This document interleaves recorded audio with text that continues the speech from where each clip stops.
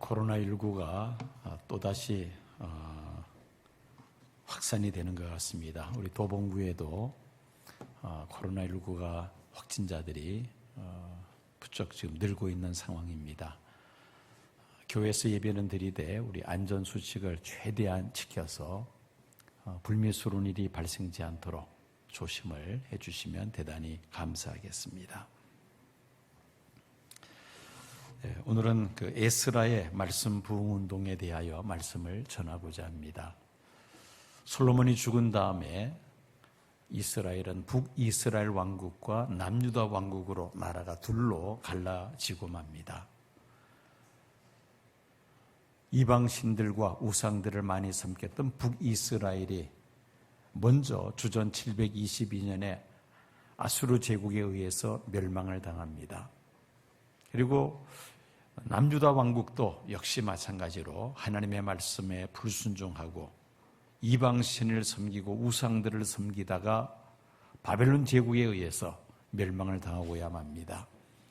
세 차례에 걸쳐서 공격을 받아 주전 586년에 남유다 왕국은 멸망합니다. 세 차례에 걸친 전쟁에서 많은 남유다 왕국 사람들이 죽고 살아남은 사람들은 바벨론의 포로로 붙잡혀가죠. 그러다가 바벨론 제국이 페르시아 제국에 의해서 멸망을 합니다. 페르시아 제국의 고레스 왕은 바벨론의 포로로 붙잡혀온 이스라엘 백성들 예루살렘에 돌아가서 성전을 재건하라는 명을 내리게 됩니다. 그 명을 따라 유다 총독 수룹바벨의 인솔하에 제1차 예루살렘 귀환이 이루어지죠. 하나님께서 예레미야 선지자를 통해서 예언하신 대로 남유다 왕국의 포로 생활 70년이 참에 다시 예루살렘으로 돌아와서 성전을 재건하는 기적적인 역사가 일어납니다. 주전 537년에 예루살렘으로 1차 기원을 합니다마는 바로 성전 건축을 하지를 못합니다. 주변 나라 민족들의 회방으로 예루살렘 성전을 다시 짓는 데는 21년이라는 오랜 세월이 소요됩니다.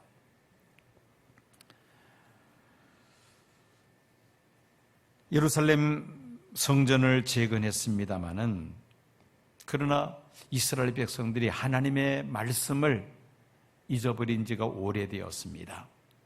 벌써 유다 나라가 망한 지 벌써 한 100년 가까이 지나면서 하나님의 말씀을 잘 알지를 못하죠. 이런 상황 속에서 에스라가 2차 예루살렘 귀환을 하게 됩니다. 당시 페르시아의 왕이었던 아닥사스다 왕이 에스라가 예루살렘에 돌아가서 말씀 부흥 운동을 일으키는 것을 적극 도와줍니다. 그로 인하여 영적 대각성 운동이 이스라엘에 일어나게 됩니다. 그것이 주전 458년이었습니다. 하나님의 말씀을 에스라가 가르치고 그 말씀을 통해서 말씀 대부흥 운동이 이스라엘에 일어나게 되었다는 것입니다. 에스라의 혈통적 배경을 보면은 아론의 16대 손으로서 제사장 가문에 속한 사람입니다.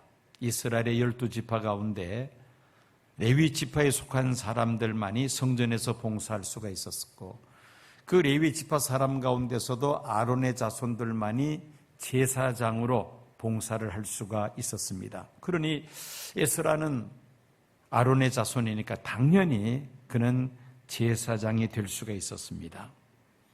또 에스라는 구약 율법에 통달한 율법학자요 서기관이었습니다. 아닥사스다 왕은 에스라를 서기관으로 임명해서 당시 그 페르시아 제국의 치하에 살고 있는 그 유다 백성들에게 하나님의 율법을 가르치는 그런 일을 했던 것입니다.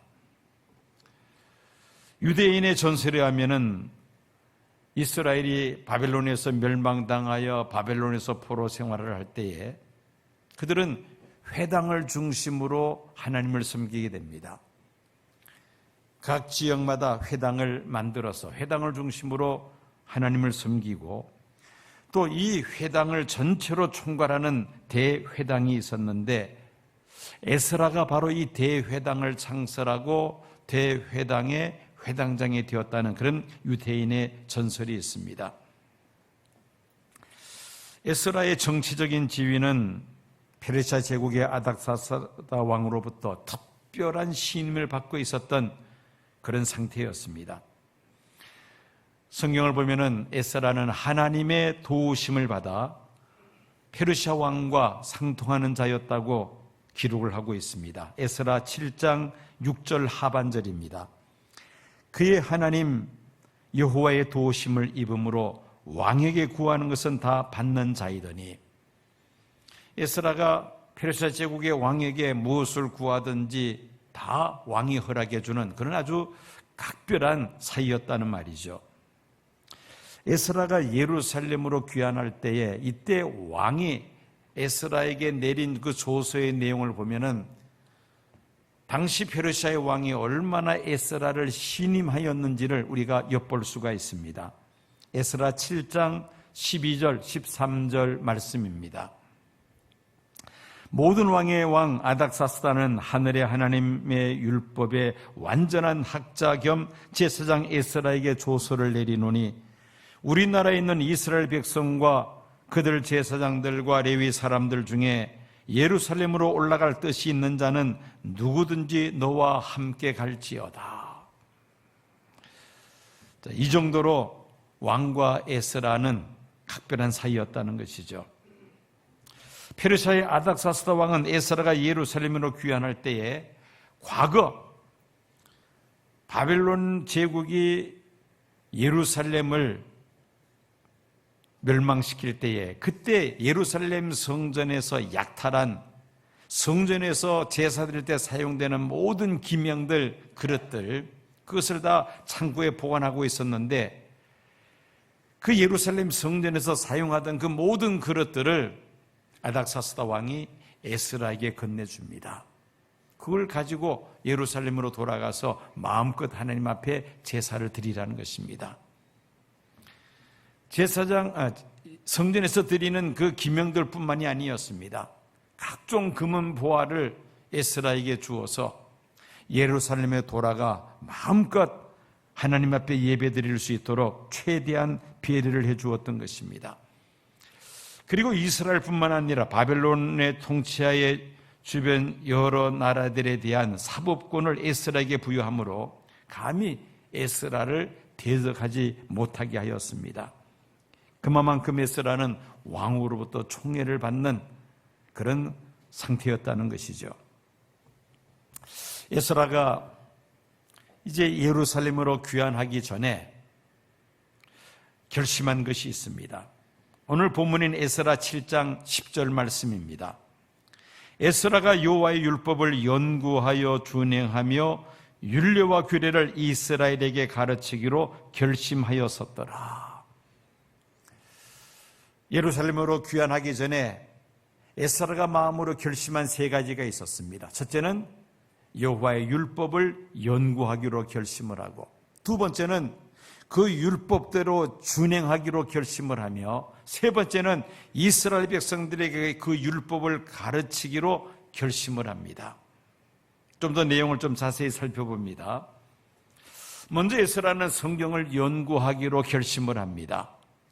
유명한 성 어거스틴은 성경에 대해서 성경은 하늘로부터 온 편지라고 그렇게 말을 합니다. 성경을 통해서 우리는 하나님이 어떤 분인지를 알 수가 있고 우리 인류를 향하신 하나님의 뜻이 무엇인지를 이 성경을 통해서 우리는 밝히 알 수가 있습니다. 성경을 통하여 나라는 인간은 과연 어떤 존재인지를 이 성경을 통하여 우리 자신의 본질을 우리가 이해할 수가 있습니다. 뿐만이 아니죠. 우리는 성경을 통하여 우리가 하나님 앞에서 죄인임을 발견하게 됩니다. 또 성경을 통하여 예수님 십자가에 피 흘려 돌아가심으로 우리 모든 죄를 대속해 주셨음을 우리가 깨닫게 됩니다. 우리는 성경을 통하여 예수를 믿음으로 죄 사함 받아 하나님의 거룩한 백성이 되었음을, 구원받았음을 우리가 알 수가 있습니다. 성경을 통하여 성도들에게 하나님 나라가 예비되었음을 우리가 알 수가 있습니다. 그리고 그 하나님의 나라를 소망하면서 살아가게 되는 것입니다. 우리는 이 성경을 통하여 구원받은 하나님의 백성들이 세상에 살면서 어떻게 살아야 하는지를 우리는 밝히 깨달아 알 수가 있습니다. 이 성경만이 우리에게 구원에 이르는 지혜를 우리에게 주시며, 이 성경만이 우리를 하나님의 자녀로서 온전한 삶을 살게 하시는 줄로 믿습니다. 그러므로 우리는 이 성경을 에스라처럼 이 성경을 연구하기를, 공부하기를 힘써야 할 줄로 믿습니다. 두 번째로 에스라는 성경을 준행하기로 결심을 합니다. 성경에 담겨 있는 진리를 깨달은 사람들은 그 말씀대로 살기를 힘써야만 합니다. 머리로 아는 지식만 가지고서는 부족합니다. 성경 말씀을 행동으로 옮기는 실천이 우리에게 있어야 한다는 것이죠. 행동이 뒤따르지 않고 머리로만, 지식적으로만 하나님의 말씀을 아는 것을 야고보서는 죽은 믿음이라고 그렇게 말하고 있습니다. 우리의 지식, 하나님의 말씀에 대한 지식과 우리의 행동, 삶이 함께 병행할 때에 우리는 건강한 신앙인이 될 수가 있습니다. 살아있는 지식이라고 말할 수 있습니다. 미국의 많은 사업가들 가운데 콜게이트라는 유명한 사업가가 있었습니다. 어린 시절 너무나도 가난한 그런 시절을 보내야만 했습니다. 청년 시절에는 양초 만드는 공장에서 취직하여 근근히 살아갔습니다. 이 콜게이트가 아는 것은 양초 만드는 것과 그 다음에 비누 만드는 것이었습니다. 그래도 이 청년에게는 꿈이 있었습니다. 내가 도회지로 가서 참으로 큰 꿈을 가지고 살겠다고 결심을 합니다. 마을을 떠나기 전에 그 마을에서 가장 존경받는 어른에게 찾아갔습니다. 그리고 조언을 구합니다. 제가 고향을 떠나서 도회지에 가서 살고 싶은데 저에게 좋은 덕담 말씀 한마디를 해 주십시오. 그랬더니 이분이 묻기를 자네가 할 줄 아는 것이 무엇인가? 라고 묻습니다. 그러자 이 청년은 대답을 합니다. 제가 다른 거는 못하지만은 양초를 만들고 비누 만드는 것은 제가 잘할 수 있습니다. 그럼 도회지에 나가서 딴 일은 하지 말고 자네가 잘할 수 있는 일을 열심히 한번 해보게나. 그리고 우리 고향에 있을 때처럼 도회지에 가서도 주일을 반드시 성수하고 하나님 앞에 주시는 대로 소득의 10분의 1을 구분하여 12월절 생활을 철저히 하기를 바라네 라고 덕담을 해 주었습니다.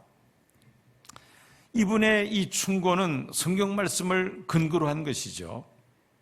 각자가 하나님께로부터 받은 은사를 따라서 우리가 열심히 살아가는 것이, 그것이 바로 하나님께로부터 복을 받는 비결이 아니겠습니까? 그런데 그렇지 못한 분들도 가끔씩 있습니다.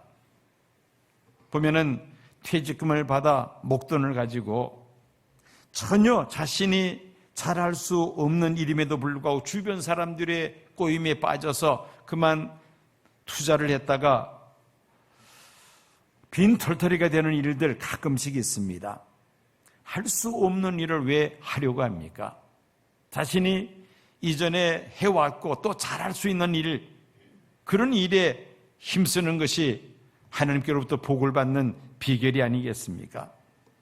이 콜게이트가 고향을 떠나서 도시로 이사를 해서 자신이 늘 해왔고 잘할 수 있는 이 일에 그가 온 힘을 쏟아 부었습니다. 주일이 되면 빠짐없이 하나님 앞에 나가 예배를 드리며 하나님이 주시는 그 소득을 따라서 11조 생활을 철저하게 지켰던 것입니다. 하나님께서 그에게 복을 주셔서 세계적인 기업가가 되게 해주셨습니다. 하나님의 말씀을 그대로 지키니까 그대로 이루어지고야 말더라는 것이죠. 시편 128편 1절 말씀입니다. 여호와를 경외하며 그 도에 행하는 자마다 복이 있도다. 한번 따라해 보시겠습니까? 그 도에 행하는 자마다 복이 있도다. 신명기 28장 1절 말씀입니다. 내가 내 하나님 여호와의 말씀을 삼가 듣고 내가 오늘날 내게 명하는 그 모든 명령을 지켜 행하면 내 하나님 여호와께서 너를 세계 모든 민족 위에 뛰어나게 하실 것이라 하나님께서 모세를 통하여 말씀하셨습니다. 여호와의 말씀을 삼가 듣고 그 말씀대로 행하면 하나님께서 복을 주신다는 약속의 말씀입니다. 예수님께서 당시 바리새인과 서기관들을 향하여 회칠한 믿음이라고 책망을 하십니다. 여러분, 회칠한 믿음은 어떤 것입니까? 아무리 무덤을 화려하게 장식을 해도 그 무덤 속에 있는 그 썩어가는 시신은 변함이 없는 것이죠. 아무리 회칠을 해도 무덤 속에 있는 그 시신까지는 변화시킬 수 없다는 겁니다. 예수님 당시에 서기관과 바리새인들이 예수님 보시기에는 회칠한 무덤과 같았다는 것입니다. 왜 그렇게 책망을 하셨습니까? 바리새인과 서기관들은 사람들이 지키지도 못할 그런 율법을 세분화해서는 백성들에게 강요하면서 정작 자신들은 그 말씀을 지키지 않더라는 것입니다. 그들의 이중적인 그런 삶, 외식적인 그런 삶을 보시고는 예수님께서는 신랄하게 책망하셨던 것입니다.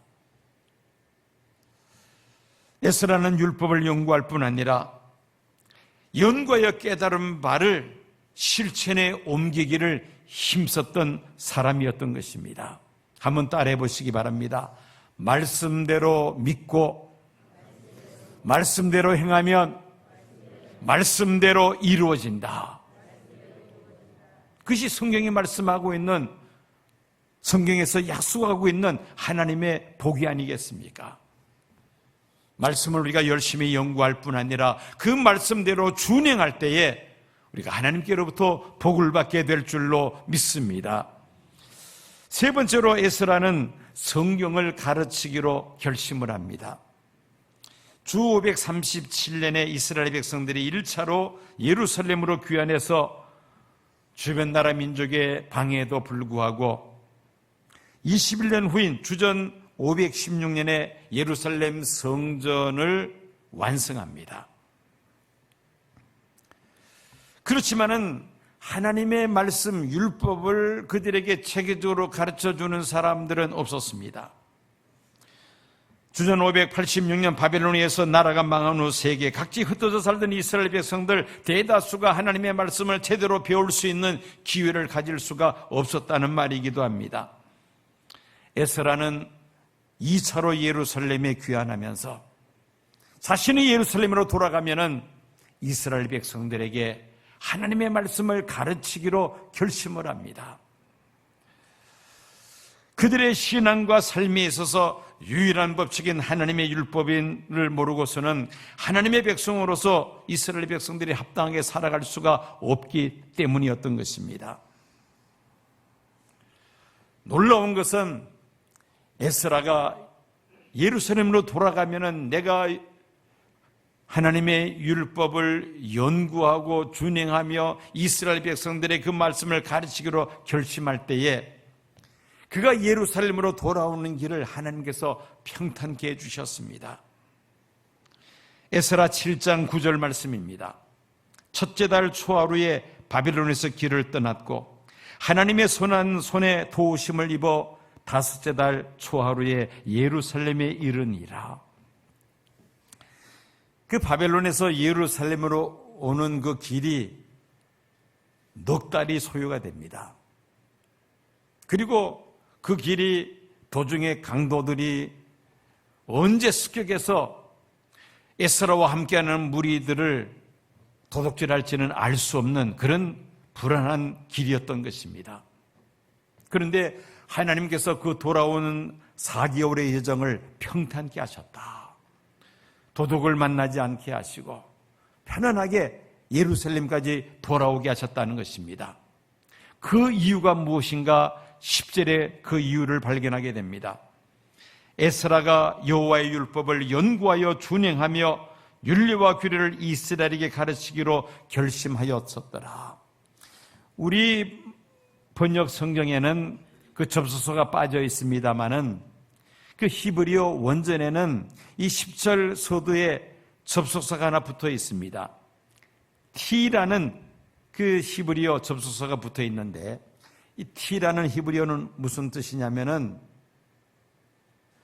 영어로는 비코즈에 해당됩니다. 왜냐하면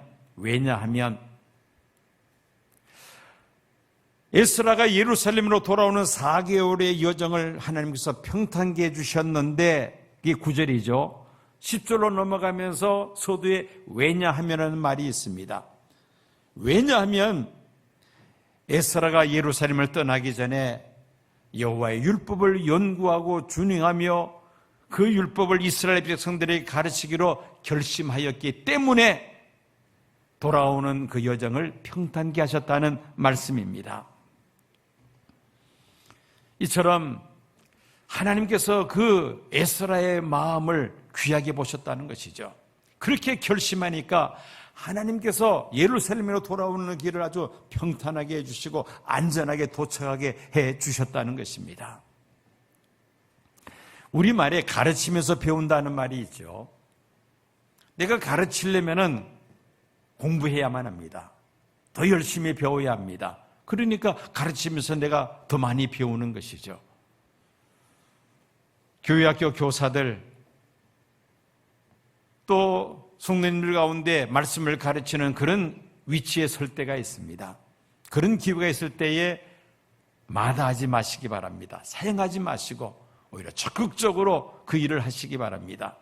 그러면 가르치기 위해서 여러분들이 열심히 배우게 되고 열심히 공부하게 되면 그만큼 여러분들 신앙에 유익이 되는 것입니다. 자, 이렇게 에스라가 하나님 앞에서 이런 세 가지 결심을 하고 바벨론을 출발해서 안전하게 예루살렘에 도착을 했습니다. 예루살렘에 도착하자마자 당시 이스라엘 방백들이 에스라에게 찾아와서 보고를 합니다. 그 당시 예루살렘의 귀환에서 살고 있는 방백들과 고관들 가운데 이방 여인들과 결혼한 사람들이 많다는 그러한 보고를 에스라가 받게 됩니다. 에스라 9장 1절 2절 말씀 제가 읽겠습니다. 이 일 후에 방백들이 내게 나와 이르되 이스라엘 백성과 제사장들과 레위 사람들이 이 땅 백성들에게서 떠나지 아니하고 가나안 사람들과 헷 사람들과 브리스 사람들과 여부스 사람들과 암몬 사람들과 모압 사람들과 애굽 사람들과 아모리 사람들의 가증한 일을 행하여 그들의 딸을 맞이하여 아내와 며느리로 삼아 거룩한 자손의 그 지방 사람들과 서로 섞이게 하는데 방백들과 고관들이 이 죄에 더욱 으뜸이 되었다 하는지라. 모세의 오경에 의하면은 이스라엘 백성들이 가나안 땅으로 이주했을 때에 가나안 원주민들과 통혼하지 말 것을 여러 차례 금하고 있음을 우리가 모세 오경에서 발견할 수가 있습니다. 그런데 이스라엘 백성들이 하나님의 말씀을 제대로 배우지도 못했고 알지도 못한 상태에서 가나안 원주민들 여인들과 결혼을 하고 그 여인들을 며느리로 맞이하는 일들이 비일비재했다는 것이죠. 특별히 지도자들인 방백들과 고관들 가운데서도 그런 일이 더 많았다는 것입니다. 방백들의 보고를 받은 에스라는 겉옷과 속옷을 찢고 그리고는 머리털과 수염을 뜯으면서 기가 막히게 앉아 있습니다. 에스라는 성전으로 올라가서 하나님 앞에 자복하며 통회하며 기도합니다. 엎드려 울면서 이스라엘 죄를 자복하며 회개 기도를 드렸던 것입니다. 이스라엘 백성들의 죄가 마치 자신의 죄인 양 받아들이면서 하나님 앞에 철저하게 회개를 합니다.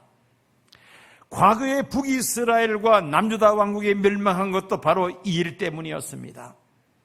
그들이 하나님의 말씀에 순종치 아니하며 이방신들과 우상들을 섬겼기 때문에 원주민들과 결혼해서 원주민들이 섬기는 그 이방신과 우상들을 함께 섬겼기 때문에 하나님의 진노를 받아 망하고 말았는데, 다시 나라가 재건이 되고 성전을 다시 회복하고 지금 거룩한 이스라엘 백성으로 살아야 하는데 또다시 그런 죄를 짓고 있으니 에스라가 기가 막힐 수밖에 없었던 것입니다. 에스라의 회개 기도는 삽시간에 온 예루살렘에 퍼집니다. 백성들의 마음을 감동시킵니다. 사흘 후에 온 이스라엘 백성들이 예루살렘 성전으로 모여듭니다. 그 모인 회중들 앞에서 에스라는 하나님의 말씀을 선포합니다. 에스라 10장 10절 11절 말씀입니다. 너희가 범죄하여 이방 여자를 아내로 삼아 이스라엘의 죄를 토하게 하였으니 이제 너희 조상들의 하나님 앞에서 죄를 자복하고 그의 뜻대로 행하여 그 지방 사람들과 이방 여인을 끊어버리라. 모세오경을 통하여 주신 하나님의 말씀을 그들에게 선포하면서 그들이 받아들인 아내로 맞아들이고 며느리로 맞아들인 그 이방 여인과 그들을 통해서 난 자녀들을 다 이스라엘 회중에서 내어 쫓으라는 하나님의 말씀이었던 것입니다. 참으로 어려운 그러한 결정입니다. 피와 살을 섞어 함께 살아왔던 이방인 출신의 아내와 그 아내를 통해서 낳은 자녀들을 이스라엘 회중에서 쫓아내는 것은 얼마나 어려운 일입니까? 그러나 하나님의 말씀이 선포될 때에 온 이스라엘 백성들이 그 하나님 말씀에 순종하여 그렇게 따르기로 그들이 결단을 내리게 됩니다. 에스라의 가르침에 이스라엘 백성들은 변명의 여지가 없었습니다. 모이던 수많은 이스라엘 백성들이 뭐라고 대답을 합니까? 12절 말씀 보니까 당신의 말씀대로 우리가 마땅히 행할 것이니라. 스가랴서 10장 12절 말씀입니다. 당신의 말씀대로 우리가 마땅히 행할 것이니이다. 에스라가 선포하는, 에스라가 가르치는 그 하나님의 말씀에 온 이스라엘 백성들이 회개하고 자신들이 순종할 것을 결심했던 것입니다. 느헤미야서에 보면은 3차 귀환이 이루어져서 예루살렘 성벽을 재건하게 되죠. 그리고 나서 에스라에 의한 말씀 부흥 운동, 회복 운동이 이어서 일어납니다. 성경을 보면은 수문 앞 광장에 온 이스라엘 백성들이 모여서 일주일 동안을 영적 부흥 각성 운동을 합니다. 말씀 사경회를 합니다. 이른 새벽부터 낮 12시까지 일주일 동안 에스라가 하나님의 말씀을 가르칩니다. 온 백성들이 아멘 아멘 하며 그 말씀을 받아 먹습니다. 그러면서 영적 부흥 운동이 일어나기 시작합니다. 말씀을 가르칠 때에 이런 부흥의 역사가 일어났다는 것이죠. 그래서 오늘 설교 제목이 에스라의 말씀 부흥 운동입니다. 오늘 여러분들이 수보 받으실 때에 성경 읽기표를 하나씩 다 받으셨을 것입니다. 이거 그냥 내버리지 마시고 성경책 속에 꼭 넣으시기 바랍니다.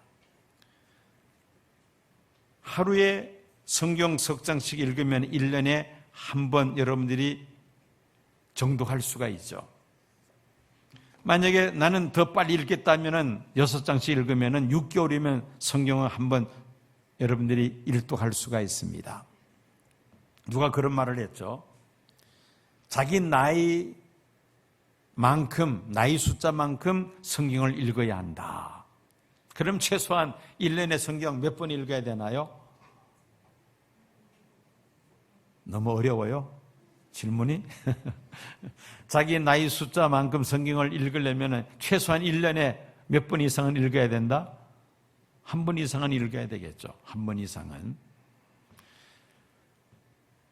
이 성경 읽기표를 가지고 여러분 성경을 통독하시면 상당히 성경 읽기가 쉽습니다. 이 외에도요, 여러분 유튜브나 또 여러 가지 웹사이트를 찾으면은 성경 통독하는 프로그램들이 참 많습니다. 성경을 통독하는 데 도움을 주는 그런 프로그램들이 많다는 것이죠. 그런 프로그램들의 도움을 받으면서 우리가 성경을 그래도 최소한 1년에 한 번씩은 여러분들 읽어야 되지 않겠습니까? 저도 성경책을 열심히 읽고자 하는 마음으로 성경책을 새로 한 권을 구입을 했습니다. 그래서 이 새 성경책을 가지고 열심히 성경을 읽고자 그렇게 결심을 했습니다. 이 말씀을 우리가 열심히 읽을 때 우리 안에 영적 부흥운동이 일어날 수가 있습니다. 다음 주일에는 제가 성경 필사 운동에서 구체적으로 소개하는 그런 시간을 가지려고 합니다. 우리 한국교회 한동안 성경 필사 운동이 많이 참 유행을 했습니다만 근간에서는 좀 잠잠해진 것 같습니다. 여러분, 코로나19로 인해서 교회에서 모이는 모임을 대폭 축소를 지금 할 수밖에 없는 그런 상황입니다. 교회 프로그램들을 지금 많이 제한하고 있죠. 여러분, 교회가 하는 일이 예배, 그 다음에 교육, 그 다음에 전도, 선교, 또 친교, 봉사, 이런 일들이 교회에서 하는 일인데 이런 일을 하려면 일단은 성도들이 모여야만 할 수가 있습니다. 근데 지금은 이 모이는 것을 코로나19로 인해서 제한하기 때문에 교회 모든 활동이 지금 위축될 수밖에 없습니다. 교회 활동이 위축이 되면 결국 성도들 한 사람 한 사람 개인의 신앙이 퇴보할 수밖에 없는 그런 현실입니다. 이런 상황 속에서 우리가 어떻게 하면은 우리 한 사람 한 사람 개인의 신앙의 부흥을 도모할 수가 있겠는가? 만약에 현재 코로나19를 핑계로 해서 넋놓고 그냥 기다리고만 있다 보면은 우리 신앙은 완전히 뒤로 물러서고 맙니다. 백신이 나오면 된다 그러는데 이게 언제 나올지도 알 수도 없고 또 백신이 나온다 하더라도 또 다른 그런 또 전염병들이 계속해서 돌게 될 것이라고 지금 다들 예상하고 있습니다. 이런 추세가 장기적으로 지속된다고 볼 때에 우리 성도들은 교회는 심각해질 수밖에 없습니다. 위기 상황입니다. 이런 위기 상황 속에서 어떻게 하면은 우리 개개인의 영적 부흥을 도모할 수가 있겠는가? 그게 바로 말씀 부흥 운동이죠. 여러분들 각 가정에서 성경을 읽고 또 성경을 필사하면서 우리가 영적 부흥 운동을 우리가 도모할 수가 있다는 말씀입니다. 코로나19로 인해서 우리의 신앙이 침체될 수밖에 없는 그런 상황입니다마는 에스라와 같이 우리가 말씀을 연구하기를 힘쓰며 또 말씀대로 살기를 결심하고 이 말씀을 가르치기로 결심할 때에 이 코로나19의 이 광풍 속에서도 하나님께서 우리를 지켜주시고 우리를 가장 안전한 길로 인도해 주실 줄로 믿습니다. 우리의 신앙이 침체되지 아니하고 내 안에 말씀으로 인한 영적 부흥이 우리 안에 일어나게 될 줄로 믿습니다. 갈수록 신앙생활이가 어려워질 것입니다. 우리의 신앙이 퇴보할 수밖에 없는 이런 어려운 위기 상황 속에서 오늘 에스라의 말씀 부흥 운동을 우리가 거울로 삼아서 우리 한 사람 한 사람이 하나님의 말씀을 연구하고 그 말씀을 준행하기로 결심할 때에 우리 안에 놀라운 영적 부흥 운동이 일어나게 하시고 이 코로나19의 광풍을 넉넉히 헤쳐나갈 수 있도록 하나님께서 우리를 지키시고 인도해 주실 줄로 믿습니다.